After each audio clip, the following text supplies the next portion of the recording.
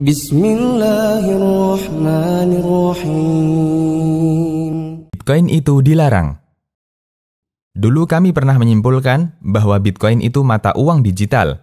Waktu itu, Bitcoin masih belum semarak seperti sekarang. Harga satu Bitcoin atau BTC ketika itu sekitar 7 jutaan. Kesimpulan kami didukung oleh Lembaga Fatwa Syabakah Islamiyah. Bitcoin atau Al-Umlah Ar-Raqamiyah atau mata uang elektronik An-Nuqud Al-Elektroni adalah mata uang dalam bentuk digital, tidak seperti mata uang kertas atau mata uang berbahan logam tambang, seperti yang umumnya beredar. Karena itu, membeli mata uang digital dengan mata uang lain yang berbeda, termasuk transaksi sarf, yaitu transaksi mata uang. Fatwa Syabakah Islamiyah. Hingga suatu ketika, Allah mempertemukan kami dengan penjelasan tentang bagaimana cara menambang atau mining dari Bitcoin. Dari penjelasan itu, kami menyimpulkan Bitcoin bukan uang atau alat tukar digital. Sekilas tentang cara mining Bitcoin.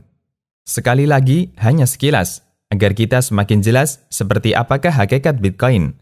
Para penambang atau miners Bitcoin bisa mendapatkan Bitcoin melalui olah skrip untuk memecahkan algoritma tertentu. Untuk mendapatkan koin, para miners harus melakukan running script atau olah data untuk verifikasi data transaksi yang tersimpan dalam sebuah blok yang mereka sebut dengan blockchain. Siapa yang berhasil akan mendapatkan Bitcoin.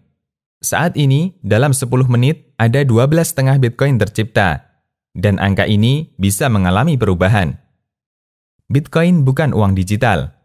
Jika Bitcoin bukan uang digital, lalu status dia sebagai apa? Sementara di luar negeri, terutama kebanyakan negara Eropa, orang sudah menggunakan Bitcoin untuk transaksi. Tidak semua yang bisa digunakan transaksi bisa disebut sebagai uang. Permen bisa digunakan dalam kondisi kepepet ketika tidak memiliki kembalian, meskipun kita tidak menyebutnya sebagai mata uang. Lalu apa definisi yang lebih tepat untuk Bitcoin? Menurut kami, lebih tepatnya Bitcoin dinyatakan sebagai properti digital yang dianggap bernilai oleh komunitasnya. Dan ukuran nilainya sangat bergantung kepada tren yang berlaku di komunitasnya. Ada beberapa alasan yang mendasari ini. 1. Bitcoin tidak disepakati semua masyarakat. Banyak negara menolak penggunaan Bitcoin. Mereka mengakui keberadaan Bitcoin, tetapi mereka menolak penggunaannya. Jika Anda ekspor barang ke Eropa, bisa jadi Anda tidak akan bersedia ketika Anda dibayar menggunakan Bitcoin, ketika Anda tidak menganggap bahwa itu sesuatu yang berharga. 2. Bitcoin termasuk cryptocurrency yang tidak memiliki nilai intrinsik. Dia berkembang mengikuti tren, bahkan memungkinkan bagi siapapun untuk membuat sendiri mata uang yang lain dengan skrip yang berbeda. Saat ini, banyak cryptocurrency yang dikembangkan, dan tren bisa berpindah dari satu cryptocurrency ke cryptocurrency yang lain. 3. Bitcoin sangat labil, sehingga tidak memiliki nilai ketahanan sama sekali. Dan ini sangat bertentangan dengan karakter mata uang, yang dia bisa digunakan untuk acuan harga. Karena Bitcoin sangat tergantung kepada tren di komunitasnya. Info dari salah satu situs Business Insider Singapura, pada tahun 2010 ada seseorang yang membeli 2 pizza dengan membayar 10.000 Bitcoin. Awal 2017, Bitcoin masih di angka 7 jutaan. Kemarin sempat 200 juta. Dan saat artikel ini diketik, turun menjadi 134 juta. 4. Bitcoin sangat rentan untuk hilang nilai. Dan sekali lagi, ini masalah tren. Dulu ada BitConnect Coin atau BCC, Januari ini ditutup. Akhirnya banyak investor yang jatuh bangkrut. Padahal dulu harga BCC bisa mencapai $400, lalu nyungsep hingga tinggal $0, menjadi sesuatu yang sangat tidak berharga dan sekarang tutup. Bitcoin bisa saja mengalami kondisi yang sama ketika pasarnya hancur.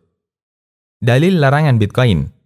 Setidaknya transaksi Bitcoin masuk dalam larangan jual beli gharar, seperti yang ditegaskan Nabi SAW. Dari Abu Hurairah radhiyallahu anhu, beliau mengatakan bahwa Nabi SAW melarang jual beli gharar. Hadis riwayat Muslim, Abu Daud, dan yang lainnya. Dan inti dari gharar adalah adanya jahalah atau ketidakjelasan yang menyebabkan adanya mukhatarah, yaitu spekulasi untung-untungan, baik pada barang maupun harga barang. Contoh bentuk gharar lainnya yang dilarang oleh Nabi SAW adalah jual beli ijon. jual beli buah yang ada di pohon sebelum layak untuk dipanen. Ketika akad ini dilakukan, di sana ada dua kemungkinan yang akan dihadapi oleh penjual dan pembeli. Jika buahnya banyak yang utuh, bisa dipanen, maka pembeli untung dan penjual merasa dirugikan karena harga jualnya murah. Sebaliknya, ketika buahnya banyak yang rusak, pembeli dirugikan dan penjual untung besar. Karena andai buah ini tidak segera dia jual, dia akan mengalami gagal panen. Dari Anas bin Malik radhiyallahu anhu, beliau mengatakan bahwa Rasulullah Shallallahu Alaihi Wasallam melarang menjual buah sampai layak untuk dipanen. Beliau ditanya, apa tanda kelayakan dipanen? Jawab beliau, sampai memerah. Lalu beliau bersabda, yang artinya, bagaimana menurut kalian? Jika Allah mentakdirkan buahnya tidak bisa diambil, bagaimana bisa penjual mengambil harta temannya? Hadis riwayat Bukhari dan Ibnu Hibban. Jual beli ijon dilarang oleh Nabi Shallallahu Alaihi Wasallam karena gorornya besar. Meskipun penjual dan pembeli melakukannya atas dasar saling ridho, namun keberadaan ridho tidak cukup, karena yang menjadi masalah bukan di adanya pemaksaan terhadap pelaku akad, tetapi di objek transaksi yang tidak jelas. Jika keberhasilan transaksi ijon bergantung kepada takdir tatkala panen, keberhasilan investasi Bitcoin sangat bergantung kepada takdir tren yang berlaku di komunitasnya. Selama mereka masih suka, harga Bitcoin masih bisa dipertahankan. Ketika mereka bosan, seketika akan hilang. Semoga Allah menjauhkan hidup kita dari godaan harta di dunia data. Demikian, Allahu a'lam.